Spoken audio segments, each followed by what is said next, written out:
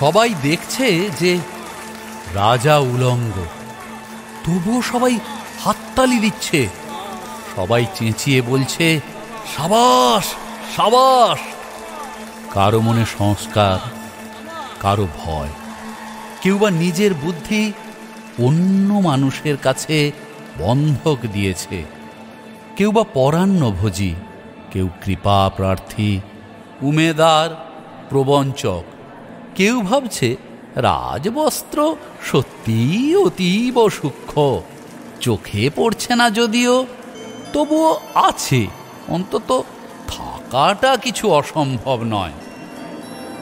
গল্পটা সবাই জানে, কিন্তু সেই গল্পের ভিতরে শুধুই প্রশস্তি বাক্য উচ্চারক, কিছু আপাদমস্তক ভীতু, ফন্দিবাজ অথবা নির্বোধ স্তাবক ছিল না।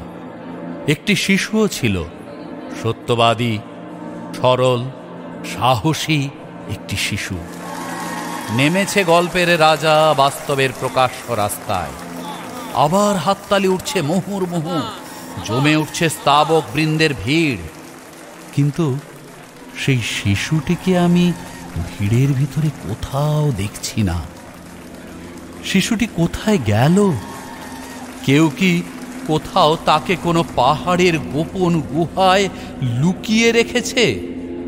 নাকি সে পাথর, ঘাস, মাটি নিয়ে খেলতে খেলতে ঘুমিয়ে পড়েছে কোনো দূর নির্জন নদীর ধারে, কিংবা কোনো প্রান্তরের গাছের ছায়ায়?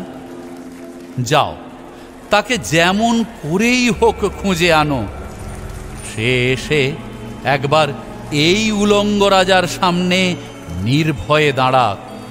সে এসে একবার এই হাততালির ঊর্ধ্বে গলা তুলে জিজ্ঞাসা করুক, রাজা, তোর কাপড় কোথায়?